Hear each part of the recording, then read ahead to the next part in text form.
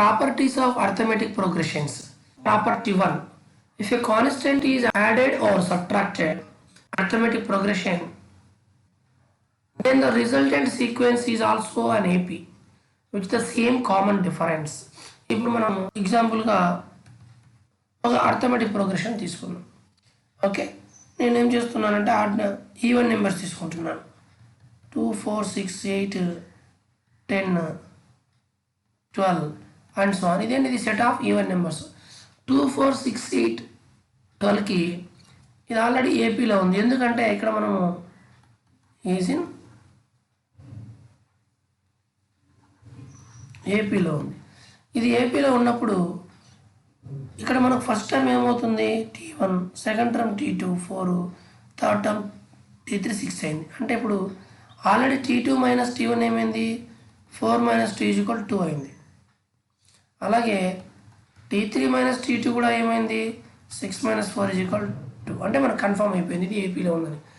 So ఇలా ఏపీలో ఉన్నటువంటి టర్మ్స్కి మనం ఒక ఫిక్స్డ్ క్వాంటిటీని యాడ్ చేసి చూస్తాం. లెట్ ఫిక్స్డ్ క్వాంటిటీ నేను ఏమనుకుంటానంటే 3 అనుకుందాం. 3 is added far each term in the above AP. దీనికి యాడ్ చేస్తున్నాం. అంటే 2 + 3, 4 + 3, 6 + 3, 8 + 3, 10 + 3, 12 + 3 అండ్ సో ఆన్ ఉన్నాయి. ఇప్పుడు మనకి ఇక్కడ T1 ఏమవుతుంది, 5, T2 7, T3 ఇది T1, T2, T3 ఎంత వచ్చింది, 9 వచ్చింది. ఓకే, అలాగే ఇది T4 11 వచ్చింది. ఇప్పుడు మనం ఏం చేస్తాం, T2 మైనస్ T1 కనుక్కుందాం. T2 ఎంత ఉంది మనకు, 7 మైనస్ 5 ఎంత వచ్చింది, డిఫరెన్స్ 2. అలాగే T3 మైనస్ T2 ఏమైంది, T3 9, T2 7 ఎంత వచ్చింది, డిఫరెన్స్ 2. అంటే కామన్ డిఫరెన్స్ సేమ్ ఉంది. కాబట్టి ఒక అర్థమెటిక్ ప్రోగ్రెషన్లో ఉన్న ప్రతి టర్మ్కి ఒక ఫిక్స్డ్ క్వాంటిటీని మనం యాడ్ చేస్తూ వెళ్తే కొత్తగా ఏర్పడేటువంటి అంటే the resulting sequence is also in AP. Okay, next ఇప్పుడు యాడ్ కాకుండా మనం సబ్ట్రాక్ట్ చేస్తే, అంటే 3ని ఏం చేస్తున్నాం, ఇంతకుముందు యాడ్ చేస్తాం. 3 subtracted from each term of the given AP. So given ఏపీలో నుంచి అంటే మనం దీంట్లోంచి తీస్తున్నామా. ఓకే, అప్పుడు 2 - 3, 4 - 3, 6 - 3, 8 - 3 అండ్ అట్లా 3 సబ్ట్రాక్ట్ చేసుకుంటూ పోతున్నాం. అప్పుడు ఒక రిజల్టింగ్ సీక్వెన్స్ ఏర్పడుతుంది. ఆ రిజల్టింగ్ సీక్వెన్స్ ఏందో మనం చూస్తాం. 2 - 3 ఎంత, 1, 4 - 3 1, సారీ -1, ఇక్కడ ఇది +1, ఇక్కడ 3, ఇక్కడ 5, ఇక్కడ ఏమొచ్చింది 7, ఇక్కడ 9 వచ్చింది. అంటే మనకి ఇక్కడ T1 -1, T2 +1, T3 3, T4 5, T5 7, T6 is 9.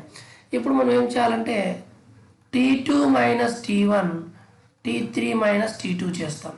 So T2 - T1 అంటే ఎంత, 1 - ½ -1, దట్ ఈజ్ 1 + 1 ఎంత వచ్చింది, 2. T3 - T2, T3 ఎంత ఉంది ఇక్కడ మనకు 3 మైనస్ T2 ఎంత ఉంది, 1 అంటే 2. సో ఇక్కడ కూడా మనకు కామన్ డిఫరెన్స్ అనేది సేమ్ వచ్చింది. కాబట్టి ఒక అర్థమెటిక్ ప్రోగ్రెషన్లో ప్రతి టర్మ్కి ఒక ఫిక్స్డ్ క్వాంటిటీని సబ్ట్రాక్ట్ చేయడం వల్ల ఏర్పడేటువంటి రిజల్టింగ్ సీక్వెన్స్ కూడా దీంట్లో ఉంటుంది, ఏపీలో ఉంటుంది. Resulting sequence is also in AP. Addition చేయడం ద్వారా కానీ సబ్ట్రాక్షన్ చేయడం ద్వారా కానీ ఏర్పడినటువంటి రిజల్టింగ్ సీక్వెన్స్ ఏపీలో ఉంటుంది. Okay, no property number 2. If each term of an AP is multiplied or divided by a non-zero constant k, then the resulting sequence is also an AP with the common difference k into d in case of multiplication or d by k in case of division. మనం check చేస్తాం. అంటే ఇక్కడ property 1లో మనము addition subtraction చేసి చూసాము. ఇప్పుడు property 2లో multiplication division చేసి చెక్ చేస్తాం. ఇక్కడ మనం ఆడ్ నెంబర్స్ తీసుకుందాం. 1 3 5 7 9 1 3 5 7 9 11 and so on. ఇది T1 T2 T3 T4 T5 T6. if each term of AP is multiplied, first నేను ఏం చేస్తున్నానంటే దీన్ని ఒక ఫిక్స్డ్ క్వాంటిటీతో మల్టిప్లై చేస్తున్నాను. So let me take the fixed quantity is 4. Quantity ఏమనుకున్నాను 4. దీంతో నేను మల్టిప్లై చేస్తున్నాను. అప్పుడు మనకు రిజల్టింగ్ సీక్వెన్స్ చూడండి ఏం ఏర్పడుతుందో. Then 1 into 4 3 into 4 5 into 4 7 into 4 9 into 4 11 into 4 and so on.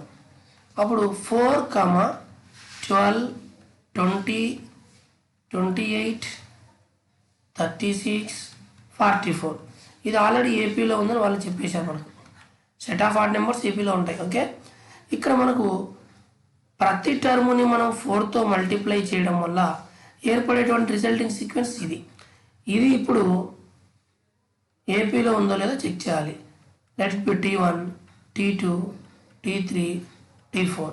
Now find T2 minus T1 T3 minus T2 ఇలా కనుక్కొని చెక్ చేస్తాం. దీంట్లో T2 ఎంత మనకు 12 minus 4 is equal to 8. T3 ఎంత 20 minus T2 12 is equal to 8. అంటే కామన్ డిఫరెన్స్ ఏమొచ్చింది కదా మనకు.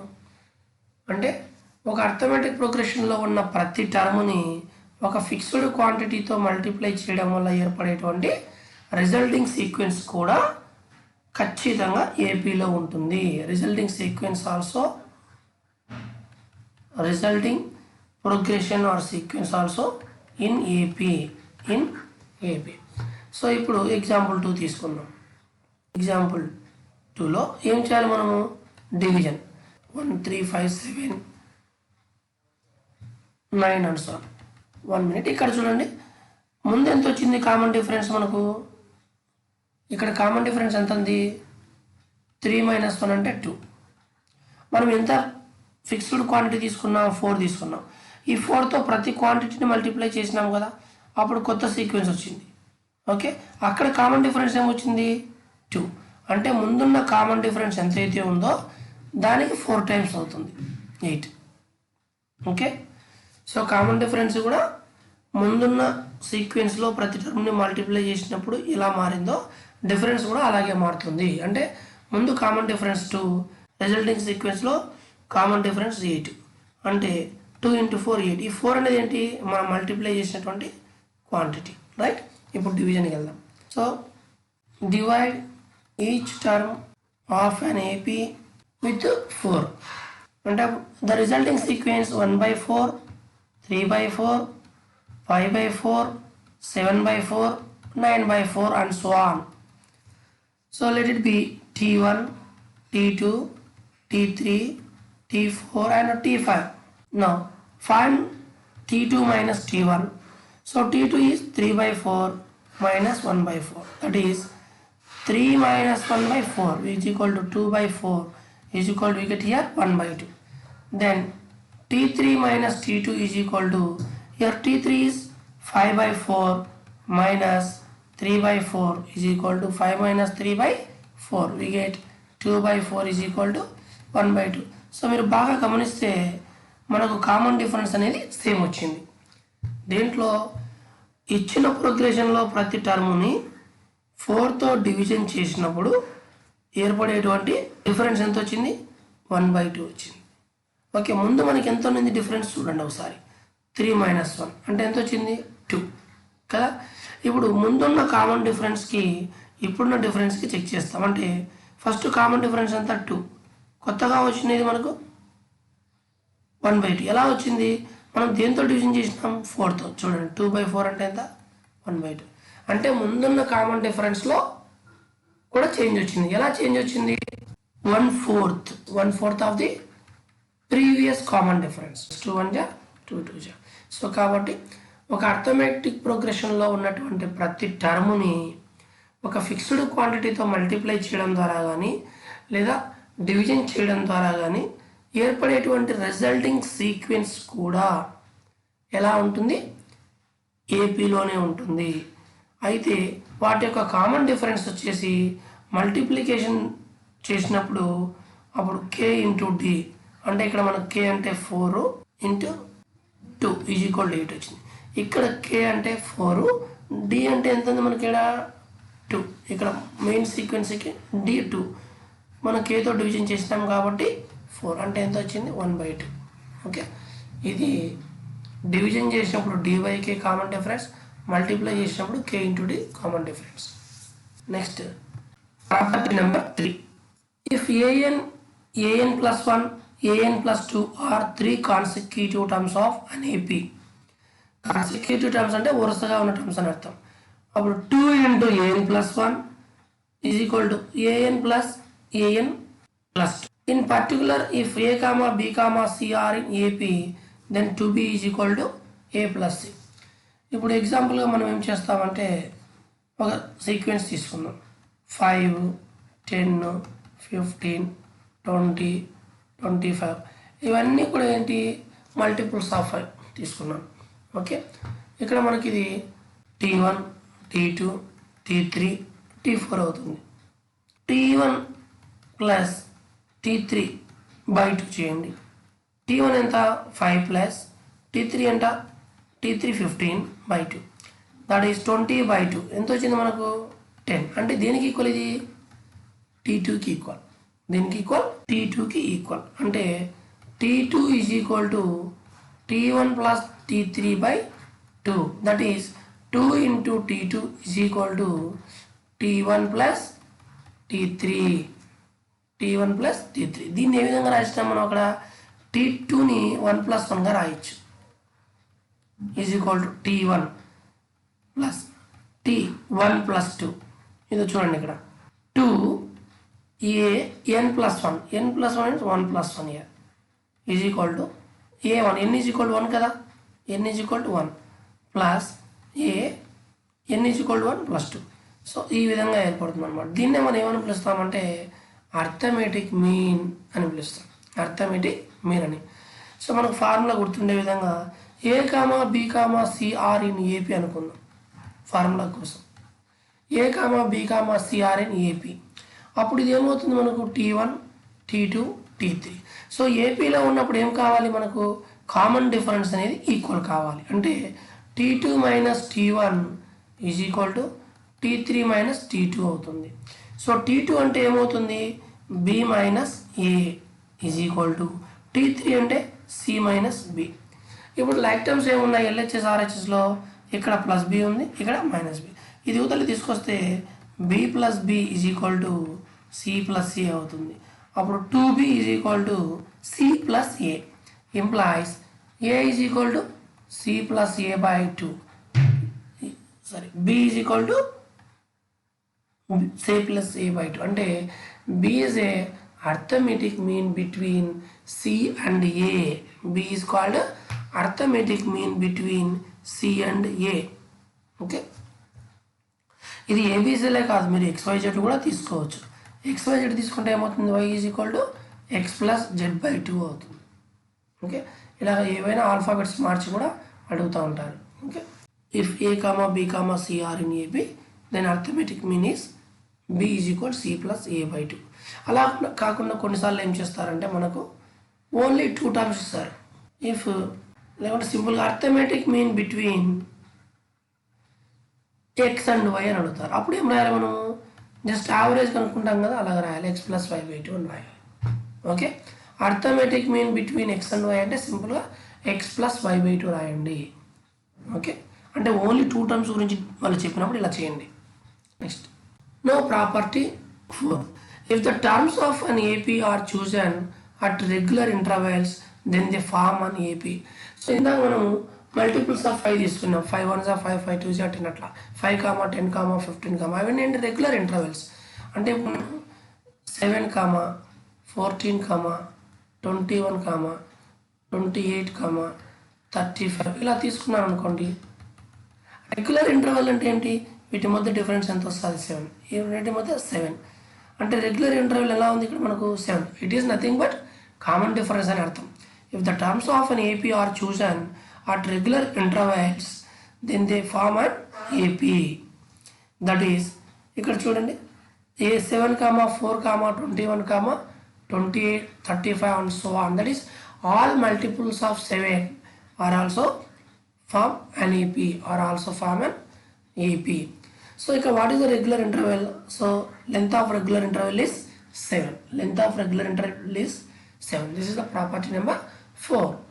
Now if A1, A2, A3 and B1, B2, B3 are 2 APs, then A1 plus or minus B1, A2 plus or minus B2, A3 plus or minus B3 are also in AP.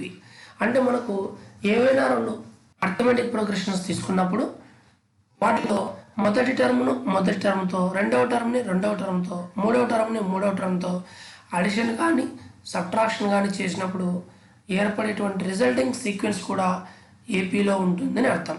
So మనం try చేస్తాం example తీసుకొని. ఇప్పుడు 1, 3, 5, 7, 9 and so on ఇది ఏపీలో ఉంది. ఎందుకు ఇవి set of odd numbers. అలాగే 2, 4, 6, 8, 10 ఇది కూడా దీంట్లో ఉంది, మనకు ఏపీలో ఉంది, రైట్. ఇప్పుడు మనం ఏం చేస్తామంటే ఇది A1, A2, A3, A4, A5 and so on అనమాట. ఇది B1, B2, B3, B4, B5 and so on. ఇప్పుడు మనం ఏం చేయాలనుకుంటున్నాము, A1 ప్లస్ B1 కనుక్కుందాం, A2 plus B2, A3 plus B3 ఒకటి రాసుకుందాం, A4 ప్లస్ B4 ఇట్లా నేను రాసుకోవచ్చు. ఇప్పుడు A1 అంటే ఎంత 1 ప్లస్ B1 అంటే ఎంత 2, A2 3 plus B2 4, A3 5 plus B3 6, A4 7 plus B4 8 and so on. అంటే మనకి ఇక్కడ 3, 7, 11, 15 అండ్ సో ఆన్ వచ్చింది. ఇప్పుడు మనం రెండు అర్థమెటిక్ ప్రోగ్రెషన్స్లో ఉన్నటువంటి టర్మ్స్ని రెస్పెక్టివ్ ఆర్డర్లో యాడ్ చేశారు. ఇలా యాడ్ చేయడం వల్ల ఏమైంది, మనకు కొత్తగా ఒక సీక్వెన్స్ ఏర్పడింది. దీన్ని రిజల్టింగ్ సీక్వెన్స్ అంటాం. Resulting sequence. ఈ రిజల్టింగ్ సీక్వెన్స్ కూడా ఏపీలో ఉందో లేదో చెక్ చేయాలి. ఇక్కడ మనకి ఇది T1, T2, T3. అప్పుడు ఏమవుతుంది, T2 మైనస్ T1 కనుక్కుందాము. అలాగే T3 మైనస్ T2 చేస్తాం. T2 అంటే 7 మైనస్ T1 అంటే 3 ఎంత వచ్చింది మనకు difference 4. T3 minus T2, T3 అంటే 11, T2 అంటే 7 ఈజ్ ఈక్వల్ 4. ఓకే, ఇక్కడ మనం బాగా గమనిస్తే ఇక్కడ కామన్ డిఫరెన్స్ ఎంత ఉంది, 3 మైనస్ 1 అంటే 2 ఉంది, అవునా. ఇప్పుడు మనం ఈ రెండింటిని యాడ్ చేయడం వల్ల ఏర్పడిన కొత్త సీక్వెన్స్కి వచ్చిన కామన్ డిఫరెన్స్ ఎంత 4, దానికి డబుల్ అయింది. ఓకే, నెక్స్ట్ సబ్ట్రాక్షన్ చేసి చూస్తాం. A1 minus B1, A2 minus B2, A3 minus B3, A4 minus B4 ఇలా తీసుకున్నాం. ఇలా చాలా రాసుకోవచ్చు, 4 తీసుకున్నాం చాలు. సో A1 అంటే ఎంత 1, B1 అంటే -2, A2 3, B2 4, A3 5, B3 6, A4 7, B4 8. So 1 minus 2 minus 1, 3 minus 4 minus 1, 5 minus 1 minus 1, 7 minus 8 minus 1. Okay, ఇక్కడ మనం A1 మైనస్ B1 చేసాం. అలాగే A2 minus B2, A3 minus B3 చేసాం. ఇలా చేయడం వల్ల మనకు సీక్వెన్స్ ఎలా ఏర్పడింది, -1, -1 అండ్ సో ఆన్ అని ఏర్పడింది. సో ఇది T1. ఇక్కడ అన్ని టర్మ్స్ ఈక్వల్గా ఉన్నాయి. Okay, T2, T3, T4. ఇప్పుడు T2 మైనస్ T1 చేయండి, ఏమవుతుంది, -1 minus half -1, that is -1 plus 1 is equal to 0. అలాగే T3 మైనస్ T2 చేయండి. T3 ఎంత ఉంది మనకు -1. Again all the terms are equal in this sequence here. -1 + 1 is equal to 0. That is common difference is 0. Common difference is 0. అంటే మనము రెండు arithmetic ప్రోగ్రెషన్స్ తీసుకొని వాటిలో ఉన్నటువంటి రెస్పెక్టివ్ టర్మ్స్ని యాడ్ చేయడం వల్ల కానీ సబ్ట్రాక్ట్ చేయడం వల్ల కానీ ఏర్పడేటువంటి resulting sequence are also in AP. Property number 6. ఇంతకుముందు మనము అడిషన్ సబ్ట్రాక్షన్ చేసాం, ఇక్కడ మల్టిప్లికేషన్ డివిజన్ చేయాలి ప్రాపర్టీ నెంబర్ 6. అంటే ఇక్కడ ఒకసారి once go through the property number 6. If a1, a2, a3 and so on and b1, b2, b3 are two arithmetic progressions, then a1 by b1, a2 by b2, a3 by b3 and a1 b1, a2 b2, a3 b3 are need not to be in AP. రెండు arithmetic ప్రోగ్రెషన్స్ తీసుకొని వాటిలో respective terms, అంటే ఇక్కడ first ప్రోగ్రెషన్లో first term తీసుకుంటే second టర్మ్లో కూడా first టర్మే తీసుకోవాలి. ఫస్ట్ ప్రోగ్రెషన్లో సెకండ్ టర్మ్ తీసుకుంటే సెకండ్ ప్రోగ్రెషన్లో కూడా ఫస్ట్ టర్మే తీసుకోవాలి. అలా వాటి మధ్య ప్రోడక్ట్ కానీ కోషెంట్ కానీ కనుక్కున్నప్పుడు ఏర్పడేటువంటి రిజల్టింగ్ సీక్వెన్స్ కూడా ఏపీలో ఉంటుందో లేదో చెక్ చేస్తాం. సో ఇప్పుడు ఎగ్జాంపుల్ తీసుకుంటాం. 2, 4, 6, 8, 10 అండ్ సో ఆన్. ఇది ఒక సీక్వెన్స్ తీసుకున్నాం. నెక్స్ట్ సీక్వెన్స్ 1, 3, 5, 7, 9 తీసుకున్నాం. ఇది ఫస్ట్ ఏపీ, ఇది సెకండ్ ఏపీ అనుకుందాం. First expression first arithmetic progression ఒకటి, ఇంకోటి అంటే రెండు వేరువేరుగా ఉన్నాయి, రెండు తీసుకున్నాం. దీంట్లో ఇది a1, a2, a3, a4, a5 terms. ఇక్కడ b1, b2, b3, b4, b5. ఇప్పుడు నేనేం చేస్తానంటే ప్రోడక్ట్ కనుక్కుంటాను ఫస్ట్, అంటే రెస్పెక్టివ్ టర్మ్స్ యొక్క ప్రోడక్ట్. దాని ద్వారా ఏర్పడేటువంటి సీక్వెన్స్ ఏపీలో ఉందో లేదో చెక్ చేయాలి. అంటే ఇక్కడ ఏమి ఇచ్చారు మనకు, ఒకటి a1 b1 ఇలా రాసుకోవాలి, a2 b2, a3 b3, a4 into b4 ఇలా రాసుకొని ఇది కూడా మనకు ఏపీలో ఉందో లేదో చెక్ చేస్తాం. సో a1 అంటే 2 ఇంటూ b1 అంటే 1, a2 4, b2 3, a3 6, b3 5, a4 8, b4 is 7 and so on. అంటే 2, 12, 30, 56 అండ్ సో ఆన్ ఇలా ఉన్నాయి.